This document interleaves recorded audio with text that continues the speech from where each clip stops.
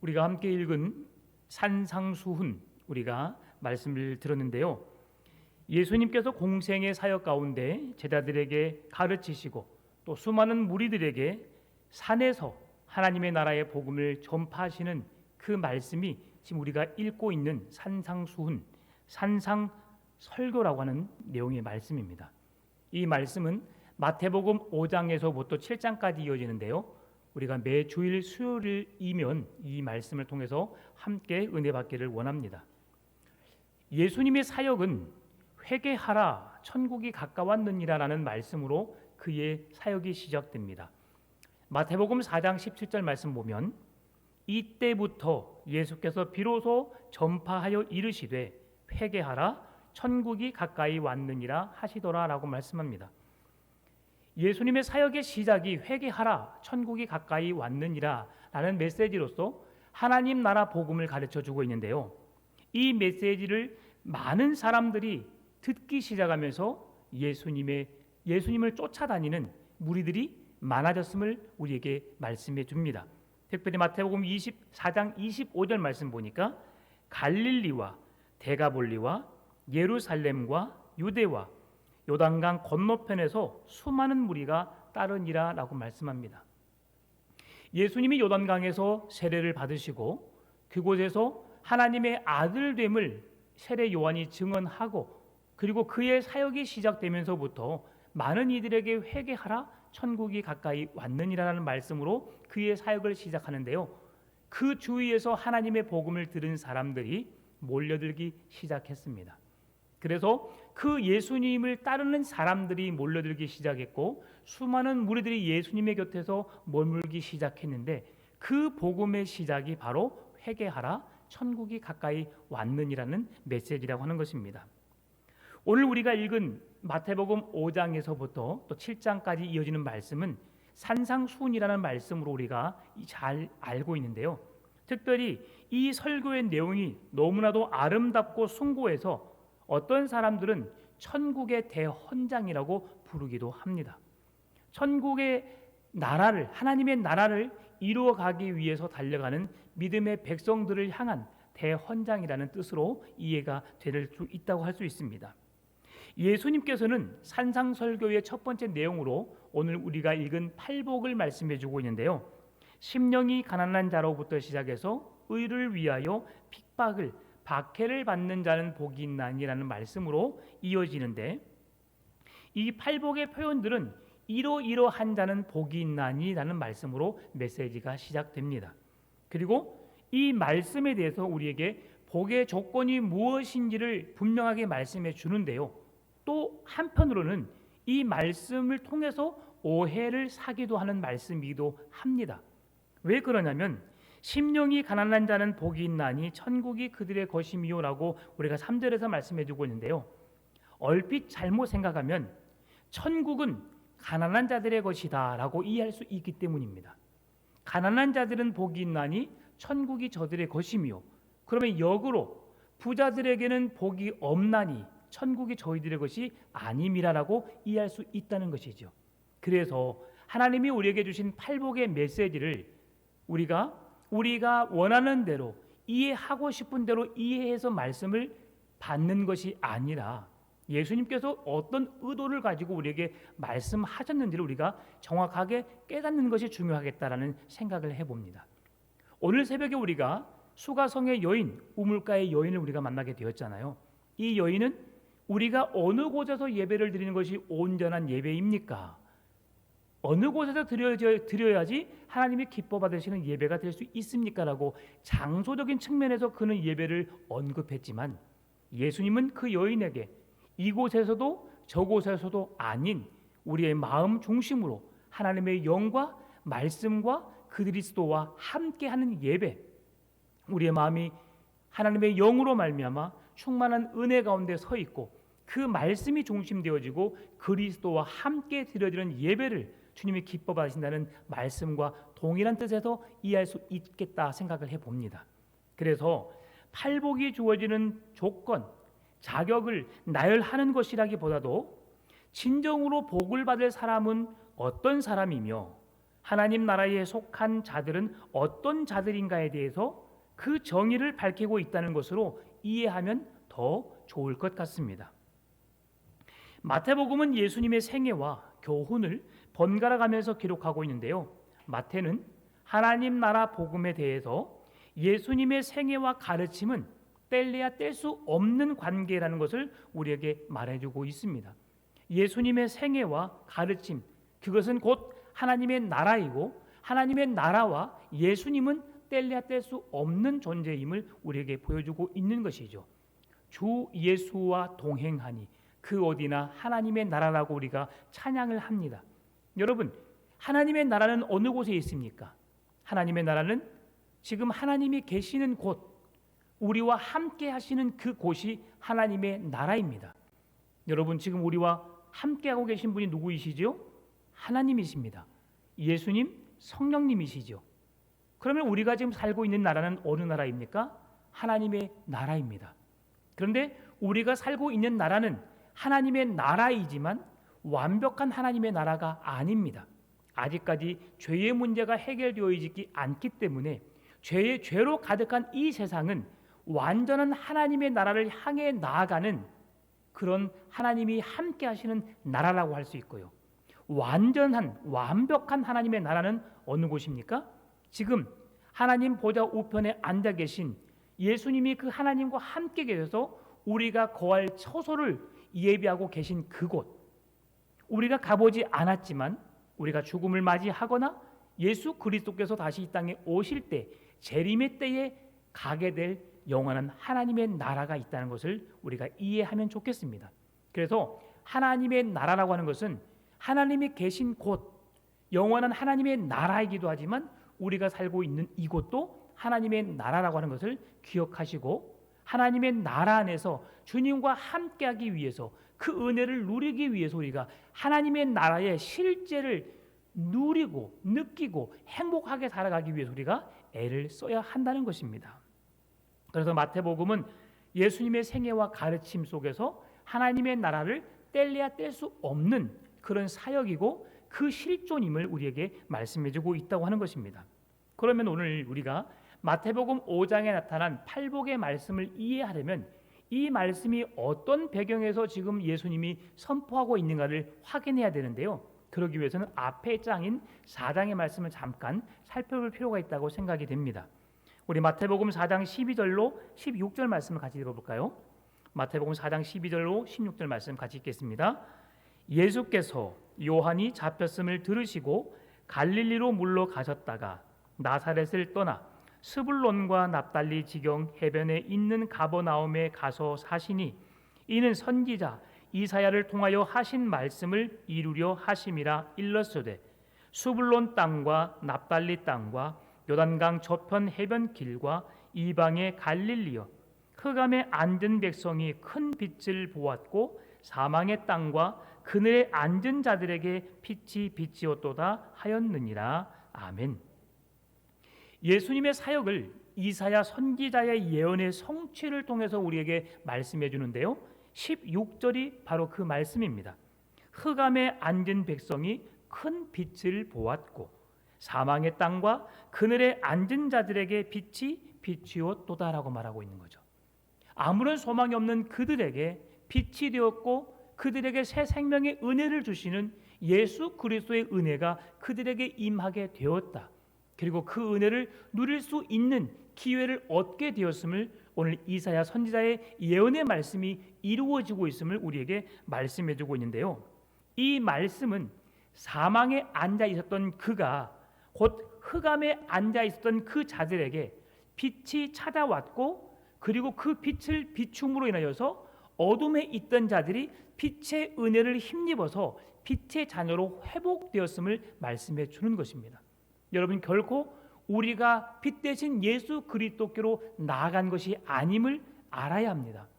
우리가 예수를 믿는 것이 내가 예수를 믿기로 작정했고 내가 예수 그리스도께로 나아왔다고 우리는 고백하지만 실제로 이 모든 일들은 하나님이 우리를 사랑하셔서 불러주셨다고 하는 거예요. 우리의 마음을 열어서 예수 그리스도가 믿어지게 우리의 마음을 열어주셨다는 것입니다. 이것이 바로 우리가 하나님의 거룩한 백성, 빛된 자녀의 신분을 얻었다는 것을 우리가 확인할 수 있는 일인데요. 이것이 곧 하나님이 우리에게 찾아오셔서 이루어진 일이라고 하는 거예요. 여러분, 더 분명한 이해를 돕기 위해서 마태복음 4장 23절의 말씀을 같이 읽어볼까요? 예수께서 온 갈릴리에 두루 다니사 그들의 회당에서 가르치시며 천국 복음을 전파하시며 백성 중에 모든 병과 모든 악한 것을 고치시니. 아멘. 예수님의 복음을 전파하는 곳에 수많은 무리가 따라왔습니다. 그들이 오와서 예수님의 소식을 듣고 예수님이 행하신 일들을 보게 되었는데요. 특별히 그들이 행한 일이 무엇입니까? 천국 복음을 전파하시는 가운데 백성 중에 모든 병과 모든 악한 것을 고치시니. 더 구체적으로 24절 25절에서 말씀해 줍니다. 그의 소문이 온 수리아에 퍼진지라 사람들이 모든 앓는 자 곧 각종 병에 걸려서 고통당하는 자, 귀신 들린 자, 간질하는 자, 중풍병자들을 데려오니 그들을 고치시더라. 갈릴리와 데가볼리와 예루살렘과 유대와 요단강 건너편에서 수많은 무리가 따르니라. 아멘. 마태복음 4장 24절 25절 말씀이었습니다. 이렇게 예수님께서 행하신 일이 무엇이었습니까? 수많은 사람들에게 하나님의 사랑을 전한 것이죠. 예수님의 복음 전파에 호응하여서 수많은 무리가 따르고 그 예수님 곁으로 오게 되었는데 그 찾아간 사람들이 어떤 사람이었다고요? 그들에게 분명히 주님의 복음이 필요한 사람, 주님의 능력이 그들에게 필요한 사람이 예수님께로 나아왔음을 말씀해 줍니다. 예수님께서 찾아가셔서 만나준 사람이 누구라고요? 모든 앓는 자, 각종 병에 걸려서 고통당하는 자, 그리고 귀신 들린 자, 간질하는 자, 중풍병자들이라고 하고 있어요. 여러분, 예수님이 찾아가서 만나 주시는 자, 이 사람들은 세상 사람들이 인정하지 않는 사람들입니다. 세상 사람들은 이들의 관심에 박해 있는 사람들이라고 말할 수 있습니다. 각종 질병으로 어려움 속에서 고통 속에서 신음하면서 울부짖어 부르짖으며 누군가의 도움을 간구하고 있고 의사의 치료를 받고 있지만 그 효험을 보지 못하는 자, 그래서 그들의 질병의 문제, 각종 문제가 해결되어지고 완벽한 하나님의 은혜로 회복되어질 수밖에 없는 자, 회복되어져야 하는 자, 예수님은 그들을 찾아가셔서 그들을 만나 주셨다는 거예요. 그리고 그들의 어려움들을, 각종 질병들을 고쳐주셨고 삶의 문제를 해결해 주셨고 그들에게 참 하나님의 나라를 그들에게 보여주었다는 거예요. 그 복음을 알고 그 복음을 듣고 자기 자신이 고침을 받고 회복되어지고 하나님의 은혜를 입게 되니까 그 수많은 무리들이 예수님을 따를 수밖에 없었다는 것을 말씀해 주고 있죠. 지금 예수님이 이 산에 올라가서 많은 사람들에게 복음을 전하고 천국 복음, 하나님의 나라에 대해서 가르치잖아요. 또 제가 하나님의 은혜로 예수님이 산상설교를 하시는 그곳을 가보았습니다. 예수님이 복음을 전했던 그 지역은 우리가 지금 성경에 보니까 바로 이곳에서 옆 동네로 가고 옆 동네에서 옆 동네로 가는 것이 아니었어요. 제가 차를 타고 다니다 보니까 2시간, 3시간씩 지나다 보니까 예수님이 그곳에서 산상순회 설교를 하신 분, 또 차를 타고 한 3시간, 4시간 가니까 갈릴리 바다, 또 한 3시간, 4시간 가니까 다른 어떤 곳, 이곳저곳을 다니면서 예수님이 다니셨는데요. 그렇게 하루를, 이틀을, 3일을, 4일을 걸어서 그러한 지역을 다녔다는 것입니다. 그런데 왜 예수님이 산상순회 말씀을 전하시기 전에 가난한 자, 고아와 과부, 그들뿐 아니라 각종 질병을 가지고 고통 중에 있는 자들을 만나서 그들을 치료해 주셨을까? 제가 그곳을 가보니까 그들이 오기에는 너무 험한 곳이더라고요. 가파르고 경사진 곳에 그 산으로 올라가기가 쉽지 않습니다. 지금은 정말 제가 한편으로는 의심이 됐어요. 이곳이 정말 예수님이 산상순을 가르치시는 곳인가라고 오해할 만큼의 그런 생각이 들기도 했지만 그곳이라 생각한다면 그곳에 찾아오기까지 사람들이 얼마나 어려웠을까. 예수님 또한 그 빗달길을 오르락내리락 하면서 산을 넘고 그런 물을 건너서 여러 가지 많은 어려움 속에서 그 길을 찾아오셨던 그 이유가 무엇이었을까? 그들에게 구원의 복음을 전하는 곳에 있어서 그 천국 복음을 들을 수 있는 자들에게 열정을, 열심을 내는 자들이 들을 수 있겠다라는 생각을 제가 가져보았어요. 그를 따를 수밖에 없는 신앙적인 경험이, 체험이 있는 자들이라야 그 깊은 산에까지 들어갈 수 있겠다라는 생각을 해보았습니다. 근데 가서 보니까 그곳이 이렇게 움푹 패인 곳이었어요. 아주 깊이 산 높은 곳인데 그곳에가 어떤 그 경기장이나 뭐 어떤 그런 뭐라고 할까요? 잠깐 깊이 패여가지고 그곳에 동굴처럼 울리는 그런 자연적인 현상이 그대로 이루어져서 마이크를 쓰지 않고도 말을 하게 되면 모든 사람이 들을 수 있을 만한 그러한 장소이더라고요. 갈릴리 바다에서 예수님 복음을 전할 때도 마찬가지였죠. 여러분, 제가 갈릴리 바다를 또 가보았는데 가서 베드로의 고기는 먹지 않았지만 제가 비유가 약해서 다른 음식을 먹긴 했지만 그곳에서도 마찬가지로 그 지역이 바닷가 앞에서 언덕이더라고요. 언덕. 그런데 바람이 불어오니까 저 끝에서 하는 말이 다 들리는 거예요. 그래서 하나님은, 예수님은 참으로 지혜로우셨다. 자연의 그런 아름다운 그런 모든 것을, 질서를 이용하여서 그 3,000명, 5,000명이 모이는 그 자리에서도 복음을 전하여서 그들이 듣게 하셨구나 라는 것을 제가 깨닫게 되었습니다. 그것을 경험하길 원하신다면 여러분, 광주댐을 한번 가보세요. 광주댐. 광주댐 생태공원 만드는 그 끝에 하고, 그리고 그 반대편 소세원 가는 길 옆에 끝에 보게 되면 그 반대편 길이 있어요. 거기에 한 분 계시고 한 분은 그 산책로에 가셔서 그냥 작게 어이 한번 불러보세요. 그러면 그 소리가 그대로 들립니다. 아, 하나님은 이렇게 이용하셨구나.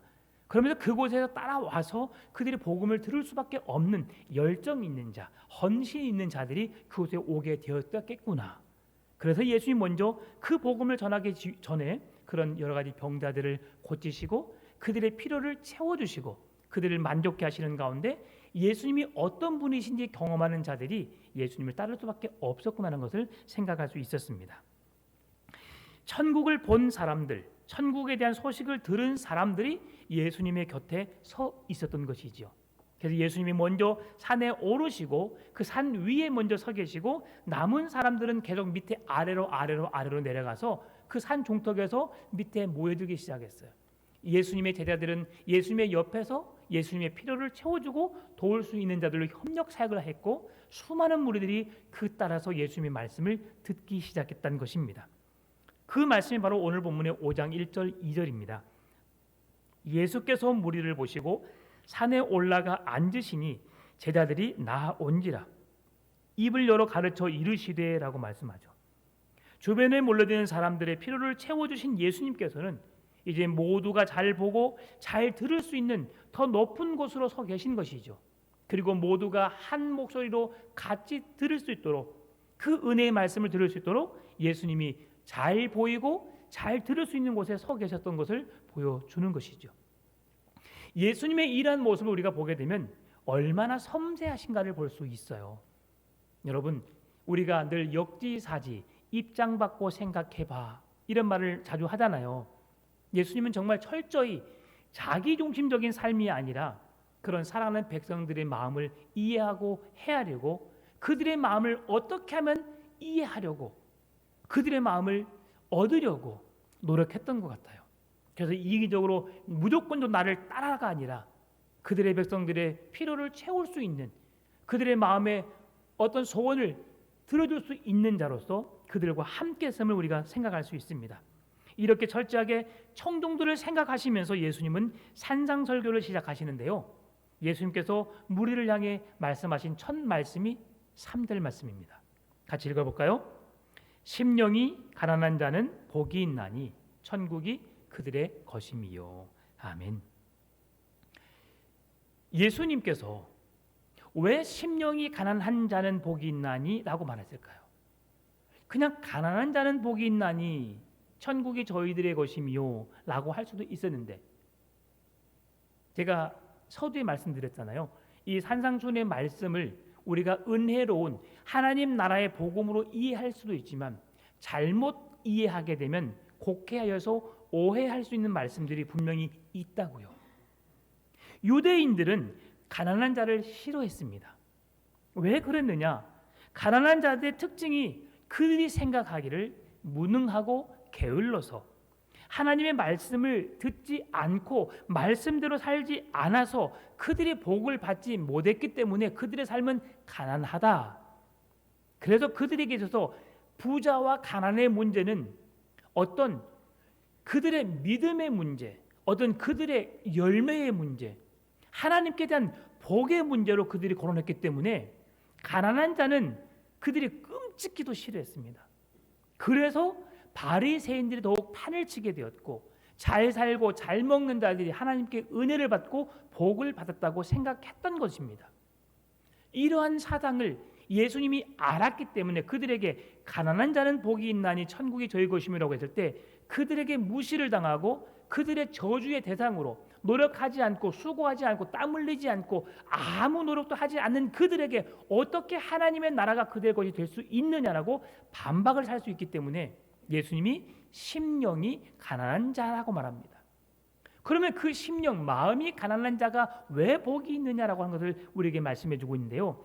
여기서 가난한 자라고 하는 것은 뭐냐면, 어떤 심령이 가난하다라고 하는 말은 무엇을 말해주냐면, 여러분, 부자로 사는 사람들이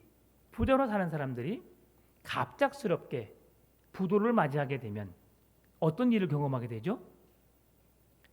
가난이 뭔지도 모르는데 그들은 일생의 가난이 뭔지도 모르고 살다가 가난이 무엇인가를 경험하게 됩니다. 여러분, 그렇게 갑작스럽게 하루아침에 내 가정의 형편이 어려워지면 그 사람의 인생이 어떻게 될까요? 많은 걸 생각하게 되겠죠. 왜 나에게 이런 일이부터 시작해서 이렇게 되어진 일들을 하나하나 생각하다 보면, 만약에 그들이 하나님을 아는 자들이라면 내가 왜 그렇게 살았을까? 하나님께서 내게 복을 주셨을 때, 그 풍요로운 삶을 살았을 때 내가 더욱더 주님을 기쁘시게 할 걸, 내가 이런 섬김과 이런 헌신으로 더 주를 위해서 내가 더 열심히 살았을 걸이라고 생각해 보면서 극히 내 개인적인 이기적인 욕심에 따라서 내 욕구를 채우기 위한 삶을 살았다는 것을 그가 생각하지 않았을까요? 그러면서 자기 자신의 교만을, 하나님의 이름을 망령되이 일컬으며 하나님이 아닌 자기가 이 삶의 중심의 자리에 서 있었다는 사실을 깨닫지 않을까요? 심령이 가난하다는 것은 바로 이러한 경험을 통해서 깨달아지게 된, 내가 어떤 사람인지, 하나님의 은혜가 없이는 살 수 없는 존재라는 사실, 내가 부하게 되는 것도 가난하게 된 것도 다 하나님이 나를 복을 주셨고 나와 함께 주셨고 나에게 이루시는 놀라운 은혜라는 사실을 깨닫는 자, 교만하고 정말 나밖에 모르는 자만한 인생이 아니라 그 어려움을 겪게 되니까, 아, 이 모든 것이 하나님의 은혜였구나, 하나님의 도우심 없이는 살 수 없구나 라고 깨달아지는 것, 하나님이 내 인생의 주인 되고 나의 모든 것을 주관하여 주시는 분이라는 사실을 깨닫고 고백하는 삶, 이러한 삶이 심령이 가난한 자라고 하는 것입니다.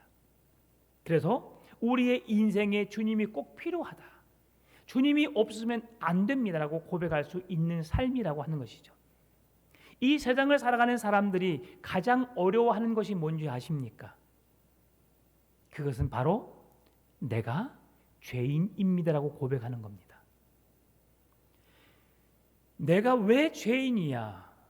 나는 말부터 시작해서 나는 법 없이도 살 수 있는 사람인데 왜 나에게 죄인이라고 말하는 거야? 라고 말합니다.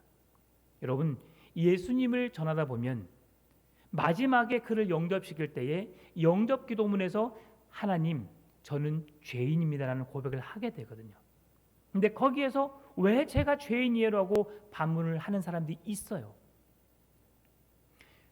하나님의 은혜가, 하나님의 사랑이, 하나님의 구원이 내게 임하게 하기 위해서는 내 스스로의 인생 속에서 하나님, 나는 아무것도 아닙니다. 나는 죄인입니다. 주의 십자가의 은혜가, 십자가의 사랑이 나를 향한 구원이요, 나를 향한 베푸신 놀라운 사랑임을 제가 기억합니다. 압니다. 그 은혜로 내가 살고 있고 그 은혜로 나를 구원하셨고 내가 하나님의 자녀 삼아주신 것을 내가 압니다 라고 고백하는 것이 믿음이거든요. 그것이 하나님의 은혜거든요. 그런데 이 고백을 하기가 쉽지 않다는 겁니다. 심령이 가난하다고 말하면 마음이 약해서 남에게 의존적이고 자기 스스로 어떤 결정을 잘 하지 못하는 심약한 사람이라고 생각하기 쉽습니다. 그러나 결코 그렇지 않습니다. 심령이 가난하다는 말은 재물이 없어서 경제적으로 궁핍한 자, 마음이 심약해서 다른 사람에게 의존적인 그런 사람을 두고 하는 말씀이 아니라는 것이죠. 예수님께서 심령이 가난한 자라고 하는 것이 무엇이라고요? 내가 하나님 없이 살 수 없습니다. 하나님의 은혜로 살고 있습니다라고 고백하는 자들의 고백이라고 하는 것이죠.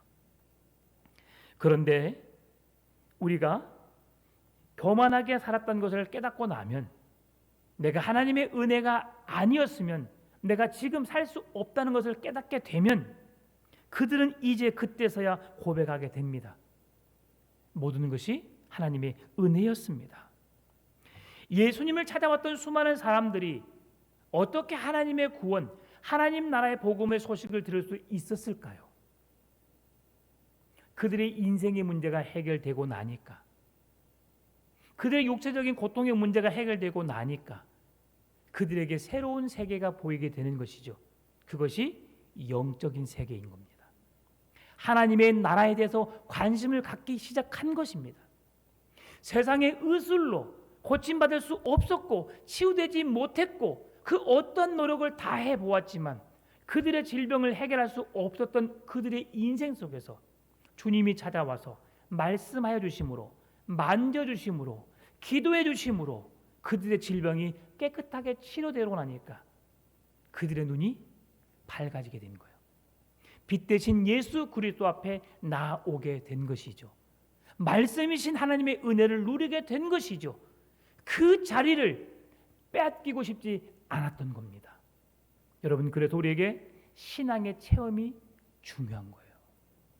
하나님이 나의 주님, 구원자로 믿어지는 것이, 이것이 얼마나 큰 특권이요 은혜인지 여러분 아셔야 합니다. 그냥 교회를 출입하고 내가 예배하고 내가 하나님의 백성이라고 하는 그 사실로만 인식하지 말고 그것이 얼마나 큰 은혜인지, 얼마나 큰 특권인지를 우리가 누리며 고백하며 그렇게 살아가라고 하는 것입니다.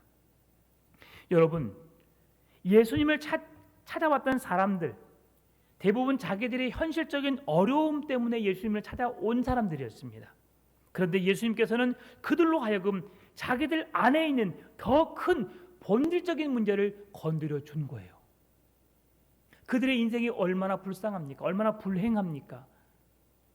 그냥 열심히 살아도, 열심히 수고하고 땀 흘려도 먹고 살기가 힘들고, 더군다나 질병으로 고통당하는 가운데 사람들에게 그런 너의 죄 때문에, 누구의 죄 때문에, 성경을 보게 되면 그렇지 않습니까?